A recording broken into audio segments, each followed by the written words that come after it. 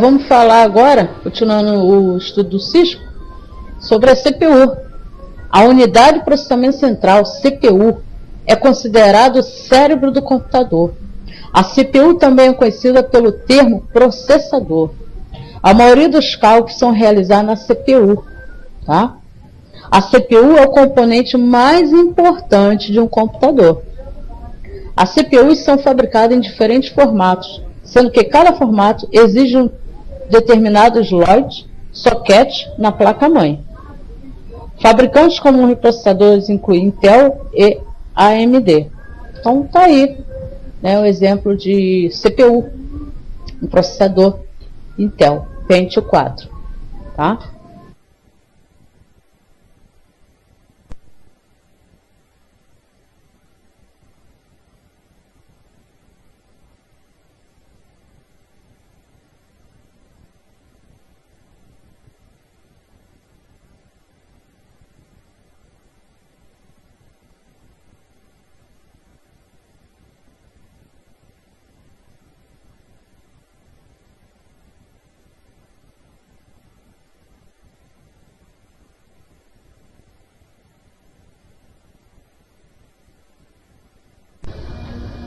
Então tá aí. Fabricantes comuns de processadores incluem Intel e AMD. O socket ou slot da CPU é a conexão entre a placa-mãe e processador. A maioria dos sockets e dos processadores de hoje são construídos baseados nas arquiteturas da PGA, conforme mostra a figura 1. Tá aí. Então, CPU, PGA e socket. Olha como que é. Tá? Então, o socket ou slot da CPU é a conexão entre a placa-mãe e o processador. A maioria dos sockets e dos processadores de hoje são construídos baseados na arquitetura PGA. Eu mostrei aí, conforme mostra a figura 1. E na LGA, exibido na figura 2. Tá aí. Tá? Como que é a conexão CPU, LGA e socket. Ok?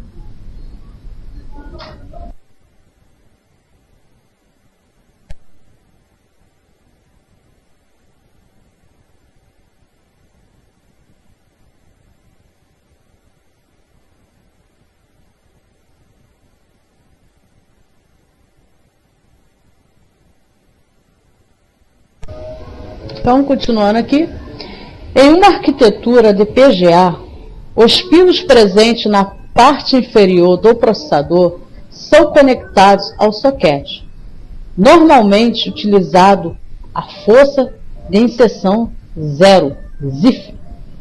A ZIF refere-se à quantidade de força necessária para instalar a CPU no socket da placa-mãe. Numa arquitetura LGA, os pinos estão localizados no socket da placa-mãe e não no processador. Processadores baseados em slot, exibido na figura 3, figura 3, esse é slot CPU, são fabricados em forma de cartucho e se encaixam em um slot que se parece com um slot de expansão, conforme apresentado aí, ó, no canto, tá? Placa-mãe com slot CPU. Ok?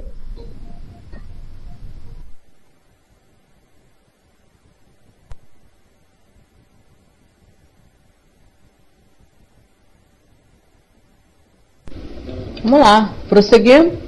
A CPU executa um programa, no qual ela lê uma sequência de instruções armazenadas. Cada modelo de processador possui um conjunto de instruções que ele executa. Tá? A CPU executa o programa processando cada pedaço dos dados, conforme indicado pelo programa e pelo conjunto de instruções. Enquanto a CPU está executando uma etapa do programa, as demais instruções e dados são armazenados em uma memória especialmente chamada de cache. Vamos repetir. Enquanto a CPU está executando uma etapa do programa, as demais instruções e dados são armazenados em uma memória especial chamada cache. Tá? Então vamos lá. Aí eu coloquei esse triângulo aí mostrando, né? Registradores da CPU, cache, memória cache nível 1, nível 2, RAM, memória física, RAM é memória volátil, memória virtual, desculpa, tipos de dispositivo de armazenamento, tá? Então, na parte de cima ali, tem a área de armazenamento temporários, tá? Parte de cima. Tipo de dispositivo de armazenamento: ROM, BIOS, dispositivos removíveis, disco rígido, armazenamento de rede. É área de armazenamento permanente, tá? Então é isso aí.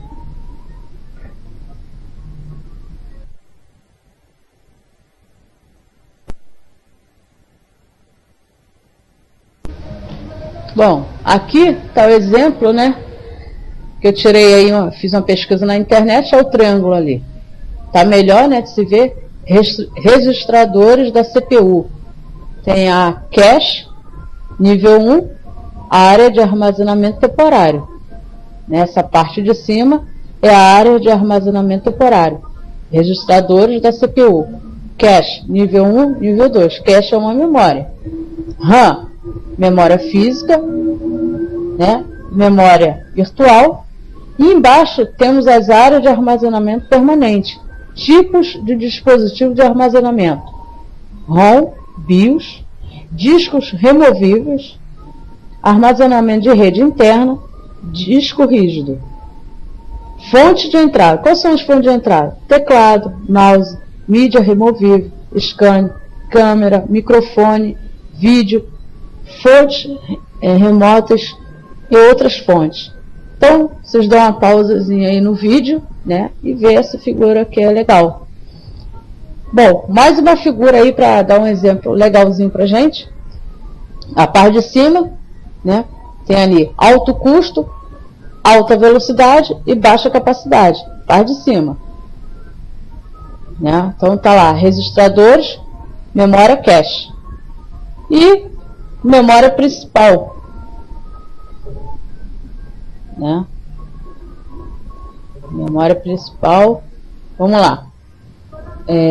Baixo custo, baixa velocidade, alta capacidade de armazenamento.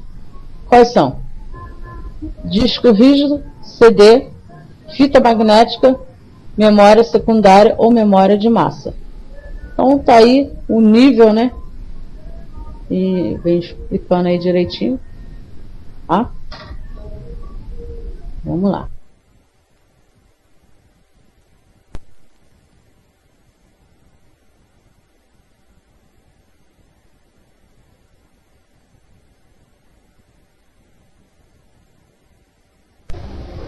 Então, continuando aqui. As duas principais arquiteturas de uma CPU estão relacionadas com os conjuntos de instruções, tá? É o RISC, arquitetura que usa um conjunto relativamente pequeno de instruções. Os chips RISC são projetados para executar essas instruções muito rapidamente. Complexo. O CISC é a arquitetura que usa um conjunto amplo de instruções, resultando em um menor número de passos por operação. Então tá aí a arquitetura, tá? Do RISC e do CISC. É a arquitetura: implementação do controle. RISC, hardware, CISC, microprogramação. Comprimento das instruções. RISC, fixo, CISC, variável. Número de registrados. RISC, tipicamente ao 32 a 128. CISC, tipicamente baixo, de 4 a 16. Arquitetura: execução da instrução. RISC, alta superposição baseada em pipeline. CISC, baixa superposição. Baixa superposição. Não, caramba, quase não sai. Número de instruções: médio, tipicamente 64, no RISC. No CISC, alto mais de 100. Instruções de desvio no RISC: desvio atrasado, radioário, de apoio opcional para predição, pré-edição de desvio, tá? Desvio atrasado, radioário, de apoio opcional para pré-edição de desvio. CISC: normal, condicional ou absoluto. Então tá aí a diferença, né, de um para o outro da arquitetura.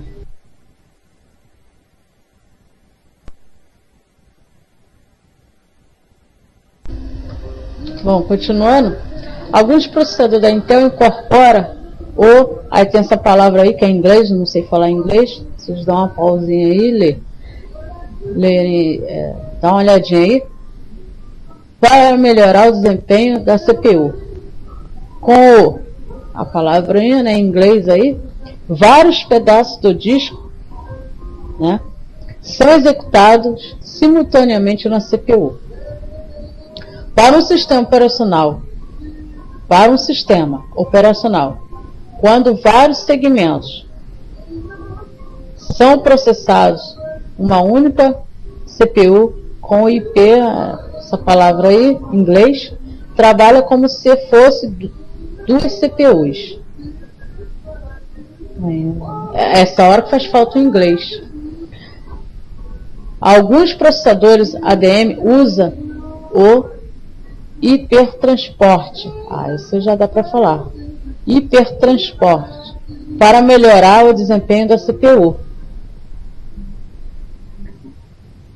O hipertransporte é uma conexão de alta velocidade e de baixa latência entre a CPU e o chip do norte, dos chipsets do norte. Essa palavra em inglês também. A potência de uma CPU é medida pela velocidade e quantidade de dados que podem ser processados. A velocidade de uma CPU é avaliada em ciclos por segundo, como milhões de ciclos por segundo, chamado de megahertz, ou bilhões de ciclos por segundo, chamado de gigahertz. Tá? A quantidade de dados que um processador pode processar ao mesmo tempo depende do tamanho do barramento frontal, FSB. Tá? Então vamos seguir.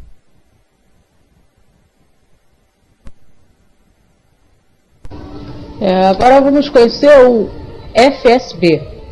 O FSB também é chamado de barramento da CPU ou de barramento de dados do processador. Tá?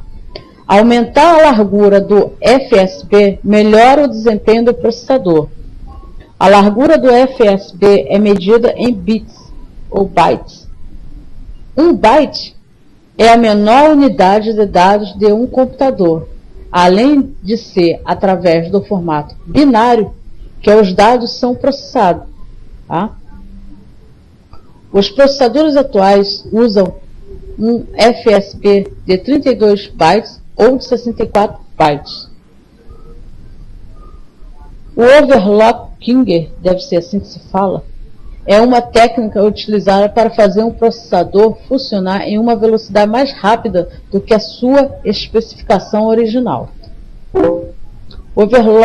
Overclocking não é uma maneira recomendada para melhorar o desempenho do computador, pois pode resultar em danos à CPU.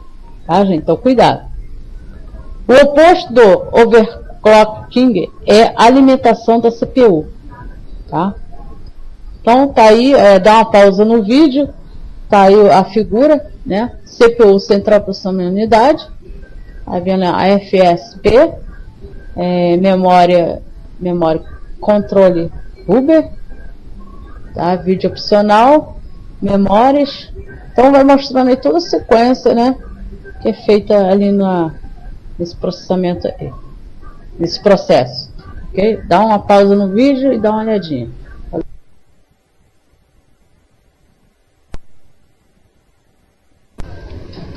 Então, continuando aí.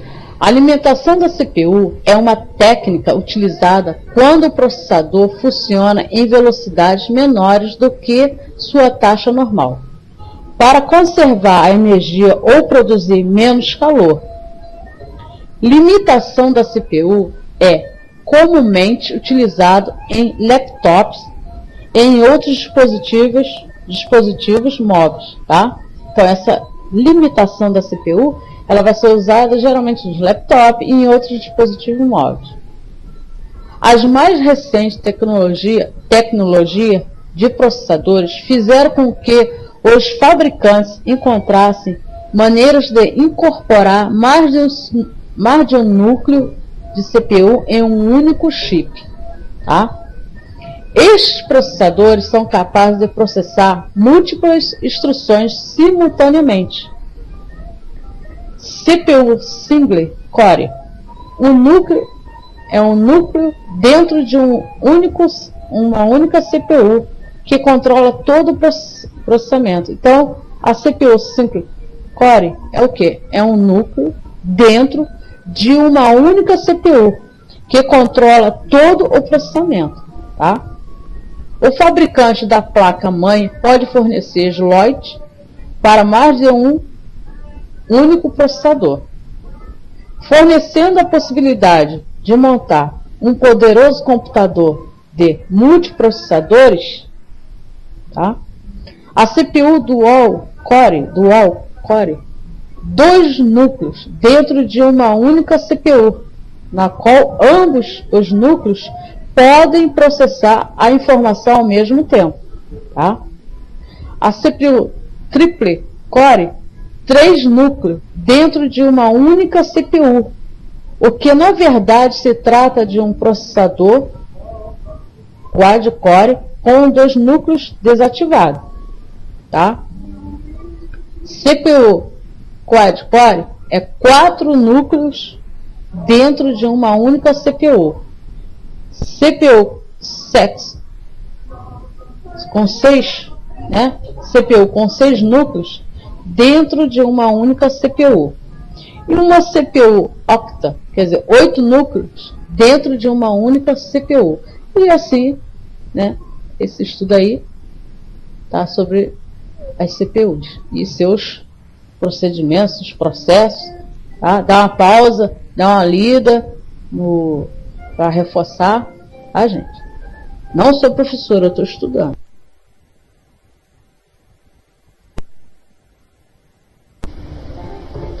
Então, vamos lá. ADM série 232 MHz.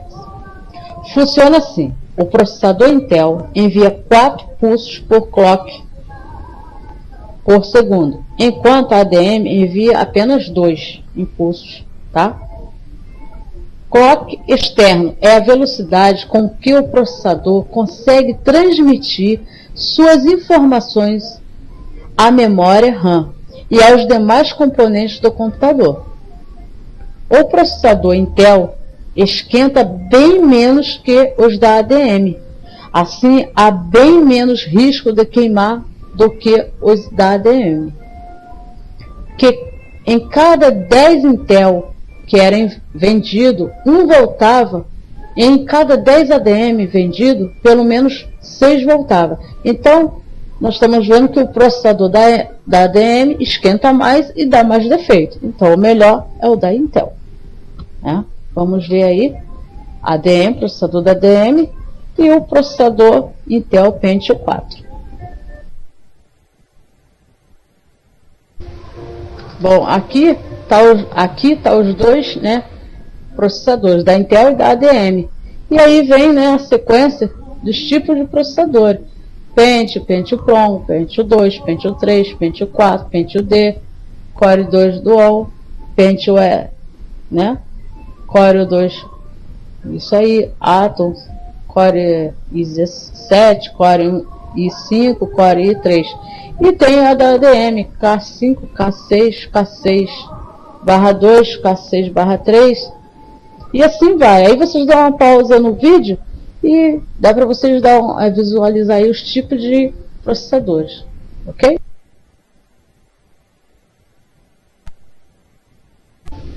Aqui também mais uma pesquisa que eu fiz na internet, e nessa figura a gente vai ver a evolução histórica dos processadores. Então tá ali, ó, né, 1937, aí tem esse processador. Então vocês dá uma pausa no vídeo e dá para visualizar isso aí legal, né?